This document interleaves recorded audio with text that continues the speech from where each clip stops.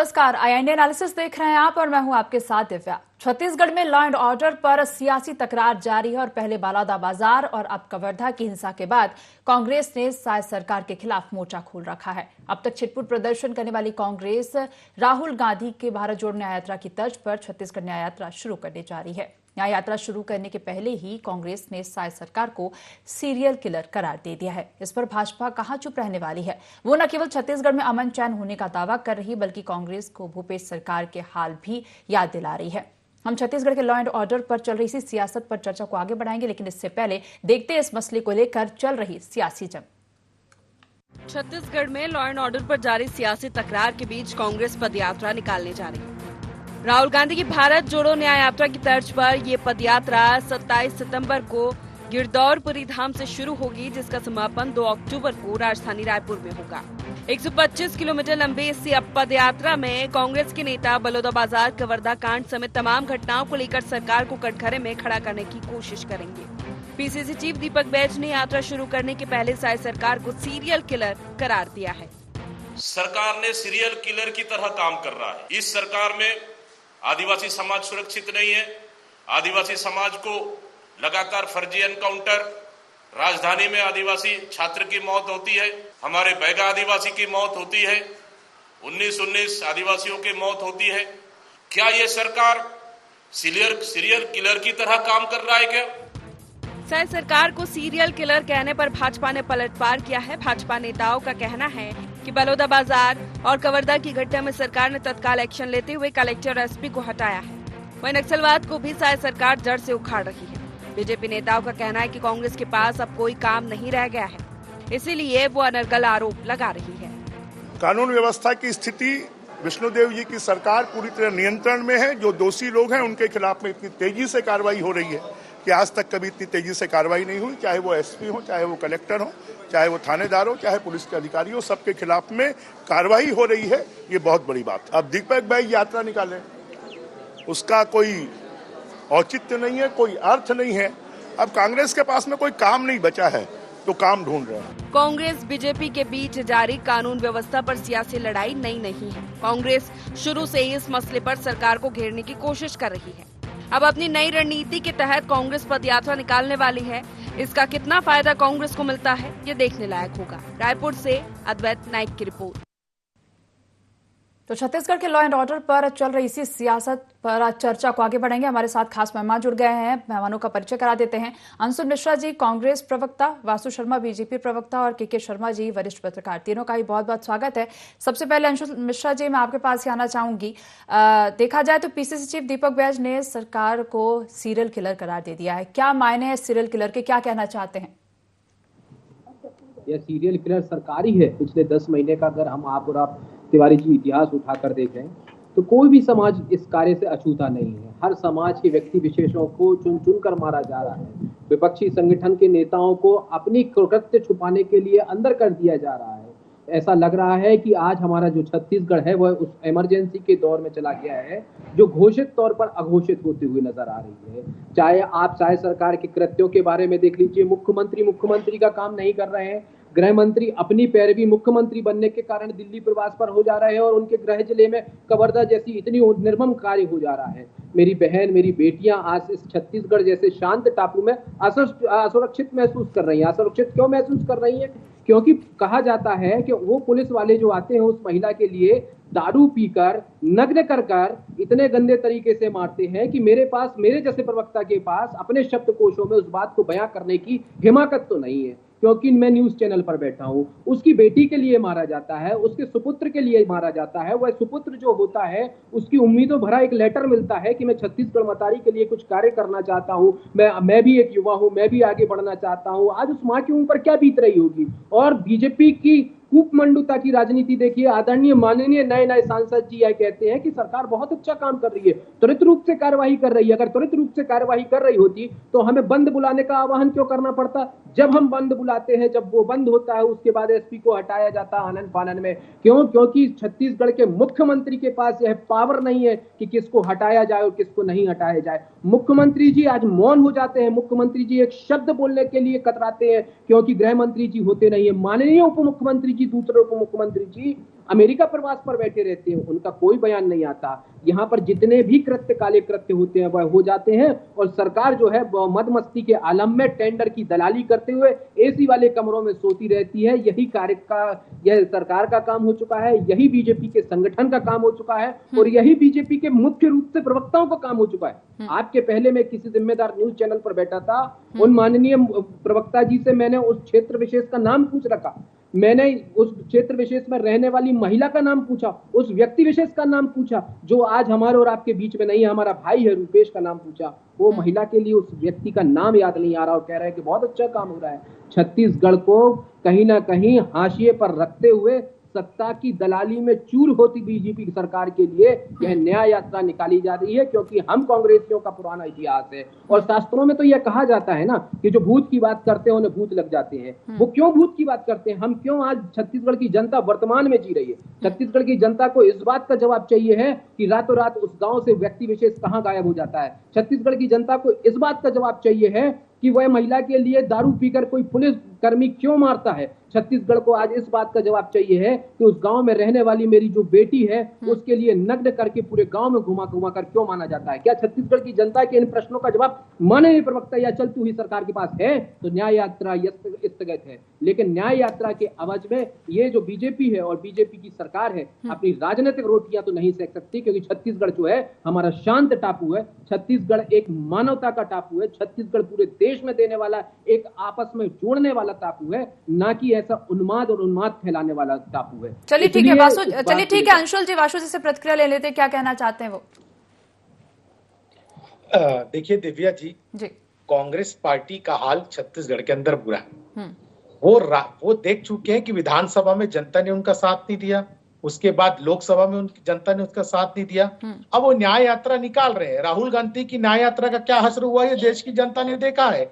आज भी वो तीसरी बार सत्ता में नहीं आ पाए और मात्र 99 सीट में वो सिमट गए।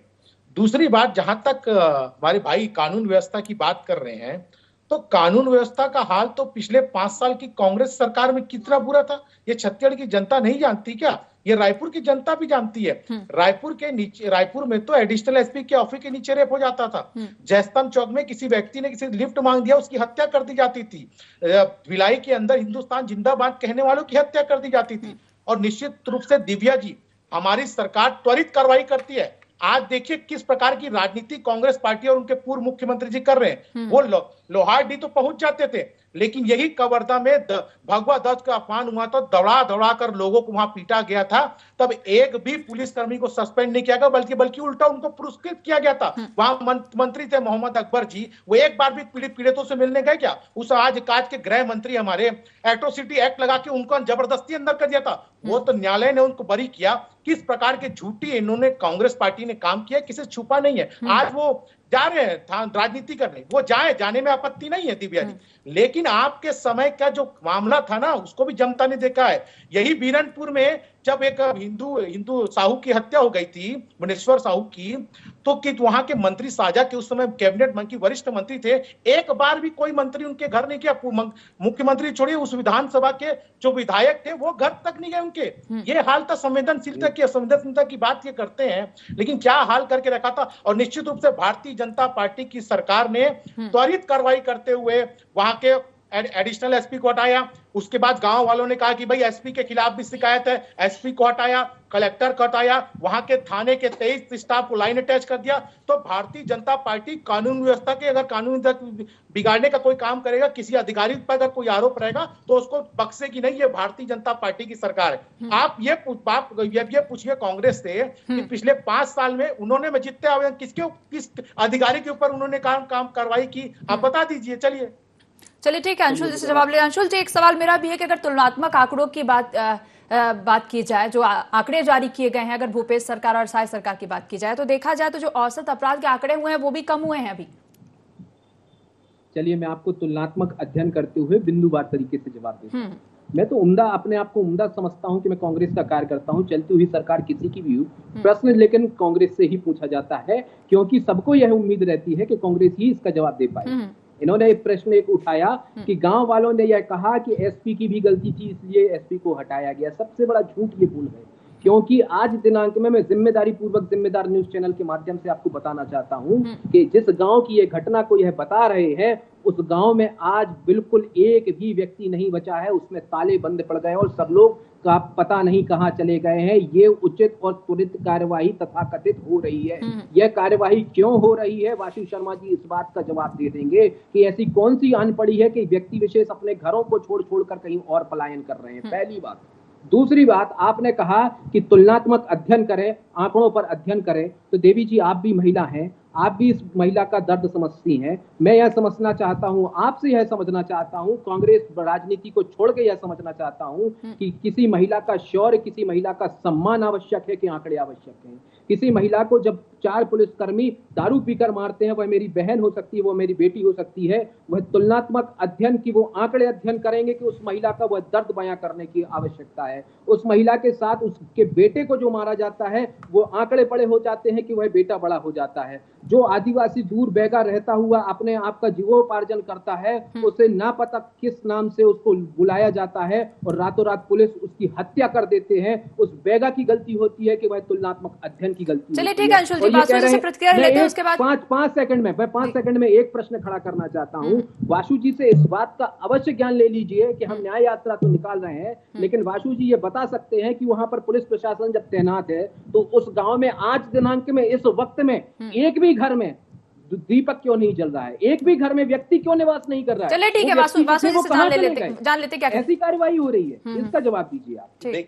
देखिए दिव्या जी, जिस गांव की बात कर रहे हैं वहां पर पुलिस प्रशासन ने सख्त पहरा लगाया हुआ है। निश्चित तौर पे वहां पर आज के डेट में माहौल ठीक है, माहौल शांत है। वहां पे अगर आप जाएंगे, आपके नेता भी वहां के विधायक है, वो भी वहां जाके दौरा किए हैं और साथ में सारी चीजों को देखे हैं। इसमें राजनीति की बात नहीं होनी चाहिए, संवेदनशील विषय है, त्वरित कार्रवाई सरकार कर रही है। अगर कोई जवाबदार है तो जवाबदार पदाधिकारी। चलिए ठीक है वासु जी, अंशुल जी, मैं तो कह रहा हूँ ना, अगर किसी को जवाबदारी है तो ठीक है अंशुल जी, वासु जी, के शर्मा जी से प्रतिक्रिया लेते हैं। के शर्मा जी क्या कहेंगे, लॉ एंड ऑर्डर को लेकर ही छत्तीसगढ़ न्याय यात्रा निकाली जा रही है देखा जाए तो, और अगर आंकड़ों की बात की जाए, जो तुलनात्मक आंकड़े जो जारी किए गए हैं उसमें औसत अपराध जो हैं वो कम हुए हैं, ठीक है, तो क्या इसके बावजूद भी आपको लग रहा है कि जो बेपटरी हुई है लॉ एंड ऑर्डर, या इसे लेकर क्या कहेंगे? देखिए, कानून व्यवस्था की स्थिति में सुधार की संभावनाएं लगातार होती है। उससे निश्चित रूप से तुलना के रूप में जो कहा जा रहा है कि कम हुए, आंकड़ों में कम हो सकता है, लेकिन जो अभी जो लगातार घटनाएं हो रही, चाहे बलौदा बाजार की घटना हो, चाहे अभी लोहारीडी की घटना हो, या कोंटा में पूरा ग्राम पंचायत एक तय करके किसी टोनी के शक में किसी की हत्या करके, कहने का मतलब भीड़ के द्वारा हिंसा की घटनाएं हो रही है। ये भीड़ इतने आक्रोशित क्यों हो रहे हैं, ये एक बड़ी बात है। कानून को अपने हाथ में क्यों ले रहे हैं? दूसरी ओर पुलिस भी इतने उत्तेजित क्यों हो रहे हैं कि इस ढंग से पिटाई हो रही है? तो ये उत्तेजना क्यों बढ़ रही है? जो वातावरण में जो प्रेम सद्भाव का वातावरण होना चाहिए, उसमें कहीं न कमी आई है। जो छत्तीसगढ़िया सबले बढ़िया की बात कही जाती है, उसको कहीं न कहीं ठेस पहुंच रही है। अभी जो यात्रा निकाला जा रहा है वो गुरु घासीदास की जन्म स्थली से, जिनका संदेश है कि मानव मानव एक समान, छत्तीसगढ़ी में कहते हैं मनखे मनखे एक समान की बात संदेश उन्होंने दिया है। तो सांप्रदायिक सद्भाव की बात वो करते हैं। गांधी जी ने भी अहिंसा की बात कही। तो अभी छत्तीसगढ़ को इन दोनों महानुभावों के जो विचार है उसकी आवश्यकता है। इसके माध्यम से राजनीतिक रूप से कहें तो कांग्रेस को निश्चित रूप से कार्यकर्ताओं को उत्साह बढ़ाने की दृष्टि से या नेताओं को एकजुट करने की दृष्टि से ये यात्रा उचित है कहा जा सकता है। दूसरी ओर जो कार्रवाई की बात कही जा रही है भाजपा सरकार की ओर से, तो इन कार्रवाई से जनता कितनी संतुष्ट है, ये भी एक सोचने वाली बात है। और जो निर्दोष किसी की हत्या के मामले में है, मान ले जाए किसी के घर जला दिया गया है, रघुनाथ साहू का यदि घर जला है, उसमें 160 लोग यदि आरोपी बनते हैं, 60 की गिरफ्तारी, 160 लोग यदि किसी की हत्या के मामले में होते हैं, तो मुझे लगता है कि इसमें और अधिक सघन जांच की आवश्यकता है कि निर्दोष को सजा न हो। उसी तरह से आगजनी मामले में भी सतनामी समाज के लोग इस बात की मांग कर रहे हैं कि जो निर्दोष की गिरफ्तारी हुई है, जो वास्तविक दोषी है उनको सजा मिले।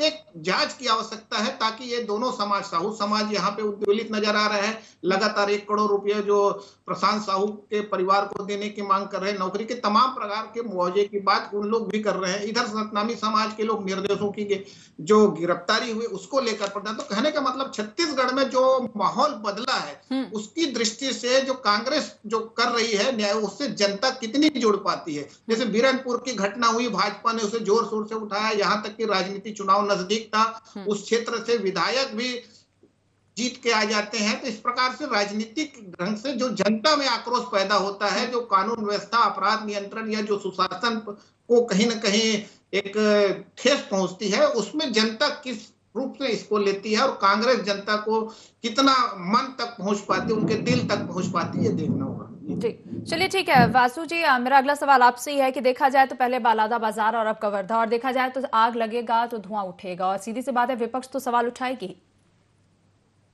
दिव्या जी, बलौदा बाजार की बात आपने सही उठाई। बलौदा बाजार में तो इनके ही विधायक के ऊपर आरोप है, वो आज तक जेल के अंदर है। अगर ये शांति की बात करते हैं तो आपके वर्तमान विधायक वहां पर क्या कर रहे थे, क्यों भड़काऊ बातें कर रहे थे, आज तक कोर्ट से जमानत क्यों नहीं मिल रही है? बलौदा बाजार के कांड के पीछे वो मुख्य आरोपी के रूप में आज जेल के सलाखों के पीछे हैं, और कांग्रेस हल्ला कर रही है कि बलौदा बाजार की घटना हो गई। निश्चित तौर पर वहां भी सरकार ने त्वरित कार्रवाई करते वहां भी कलेक्टर एसपी को हटाया था। तो निश्चित तौर पर कहीं ना कहीं कांग्रेस जो है भड़काने का काम कर रही है। दिव्या जी, ये देखना पड़ेगा। आज पूर्व मुख्यमंत्री जी भले तुरंत पहुंच जाते, लेकिन अपने समय में उनके पास एक और उदाहरण देता हूं, यही कवर्धा का हरिचंद बैगा करके जुडिशियल कस्टडी में उनकी मौत हो गई थी। कोई नेता छोड़िए, कोई विधायक छोड़िए, कोई एक आदमी कांग्रेस का मिलने तक नहीं गया उससे। ये हालत थी कांग्रेस के समय। आज हमारे समय में दो उप मुख्यमंत्री वह गांव में जाके उनके साथ भोजन कर रहे हैं। हमारे एक कैबिनेट रैंक मुख्यमंत्री, हमारे विधायक, सारे लोग गांव में मौजूद है, सारे लोग चर्चा कर रहे हैं, सारे लोग अच्छा माहौल देने का प्रयास कर रहे हैं। लेकिन कांग्रेस टाइप की राजनीति भारतीय जनता पार्टी नहीं करती। यही भाजपा और कांग्रेस में डिफरेंस है। और दूसरी बात, जहां तक कांग्रेस आज कह रही है कि लॉ एंड ऑर्डर, इनके समय में तो एफआईआर नहीं होती थी दिव्या जी। मैं उदाहरण के साथ आपको बताता हूं। बिलासपुर में इनके पूर्व मंत्री अकबर खान 2022 में किसान को लात मारते हुए वीडियो वायरल हुआ था, सबने देखा है वो वीडियो। तो उसका 2022 का केस वो एफआईआर नहीं हुआ था, वो 2024 में जाके उसको न्याय मिला है। ये ऐसा तो कांग्रेस का न्याय है। आप समझ लीजिए किस प्रकार की न्याय यात्रा ये निकाल रहे हैं। ठीक है, वो अपनी राजनीति रोटी सेकने के लिए न्याय यात्रा जरूर निकाले, लेकिन जनता इनके साथ नहीं है। जनता इनके समय का लॉ एंड ऑर्डर देख चुकी है। चलिए ठीक है, अंशुल जी से प्रतिक्रिया ले लेते हैं। अंशुल जी, क्या कहना चाहेंगे इससे लेकर? मैं इतिहास की बात बताना चाहता हूं। अगर बासु जी ने अभी बताया इतिहास की, तो गांधी जी ने जब दांडी यात्रा निकाली थी और जेल सत्याग्रह किया था, तो सबसे पहले जो अंग्रेज थे उन्होंने गांधी जी को अंदर किया था। इसका मतलब आप भी जानती हैं और हम भी जानती हैं, गांधी जी गलत नहीं थे, वो देश के प्रति सही थे। तो आज माननीय विधायक जो उनको इन्होंने अंदर कर दिया है, इसका मतलब ये नहीं है कि बलौदा बाजार की घटना में माननीय विधायक की गलती थी। जिसकी गलती थी वो दूध का दूध पानी का पानी हो जाएगा। ये निरंकुश सरकार की सबसे बड़ी कमी है कि विपक्षी दल के एक सक्षम नेता को अंदर कर दो और खाना पूर्ति करके अपने वाश बेसिन में हाथ धो के या जनता जनार्दन को बेवकूफ बनाने का प्रयास कर दो कि देखिए हमने कार्रवाई कर दी। जनता बहुत समझदार है और जनता जनार्दन सब जानती है वासु जी, इसका दूध का दूध पानी का पानी हो जाएगा।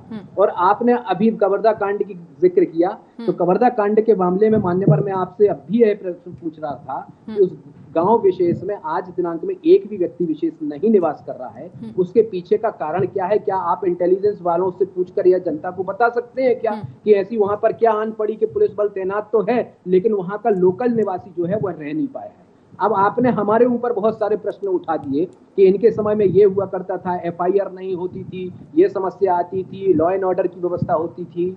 तो माननीय प्रधानमंत्री जी का वक्तव्य और एनसीआरबी के आंकड़े, मैं बहुत ज्यादा समय नहीं लूंगा, इन दोनों को आप मिलाकर देख लीजिए पिछले 1 साल बनाम पिछले 5 साल में, तो तुलनात्मक अध्ययन करने का अगर आपको बहुत ज्यादा शौक है तो हम उम्दा कार्य करते हुए नजर आएंगे। लेकिन हम कांग्रेसी, हम इस बात पर बिल्कुल नहीं जाते कि एफआईआर होती थी कि नहीं होती थी। हमारे लिए जनता जनार्दन के एक व्यक्ति विशेष के खून का कतरा भी बहुत ज्यादा अति अनिवार्य होता है। आपके जैसे षड्यंत्रकारी राजनीतिक रोटियां सेकने वाले लोग हम नहीं है, पर्दे के पीछे हटने वाले लोग नहीं है। ईश्वर साहू जी को तो आप जान रहे होंगे, उन्हीं के समाज का व्यक्ति रूपेश साहू है साहब, उन्हीं के समाज का व्यक्ति जो अंदर गया है, वो जो समाप्त हुआ है वही व्यक्ति है। उन्हीं के समाज की वह महिला है जिसको मारा गया, वो आपकी भी बहन हो सकती है, मेरी तो मैं अपनी बहन मानता हूं, अपनी मां मानता हूं, आप क्या मानते मुझे नहीं पता। और मैं उम्मीद करता हूं कि आपको कम से कम उस महिला का नाम पता होगा जिसको नग्न करते हुए भरे चौराहे पर मारा गया है। यह वीडियो हमारे छत्तीसगढ़ का है सर, किसी और प्रदेश या किसी और राज्य का नहीं है। मैं उस पर आपसे बात कर रहा हूं।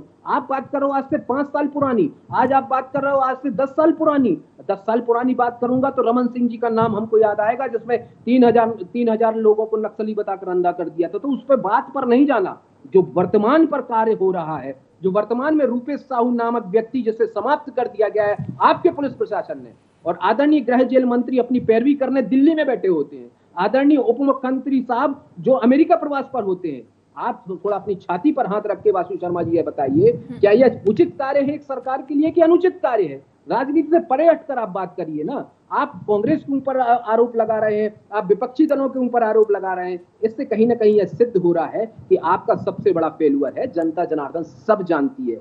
रूपेश साहू के बारे में आदरणीय ईश्वर साहू जी का क्या कहना है? आदरणीय ईश्वर साहू जी ने रूपेश साहू क्या उनका पुत्र नहीं है? आदरणीय ईश्वर साहू जी के पास शब्दकोशों में क्या सत्य नहीं है? आदरणीय ईश्वर साहू जी जो माननीय विधायक है, एक बार भी आकर मंच के समक्ष बोल नहीं सकते। चलिए ठीक है अंशुल जी, वासु जी से जवाब दे लेते हैं। वासु जी का क्या कहना है? प्रश्न है, इन प्रश्नों का जवाब ठीक है वासु जी जवाब देखिए दिव्या जी, निश्चित तौर पे अगर कहाँ पर घटना हुई है तो सरकार ने तुरंत संज्ञान लेते हुए वहाँ पर व्यवस्था की है। 15 तारीख की घटना होती है और 20 तारीख को हटाया जाता है, गलत काम किया तो उसको हटाने का काम किया है। इसी को, यही तो सरकार का काम है। अंशुल जी वासु जी को जवाब दे देंगे। घटना के पीछे जो भी जवाबदार है, पूछिए ना, 15 तारीख की घटना में 19 तारीख को हटाया जाता है, अधिकारी के नेतृत्व में बना दिया गया है। वो जाके वहां पर जांच करेंगे, जांच में जो भी पहलू निकल के आएगा उसके ऊपर कार्रवाई की जाएगी।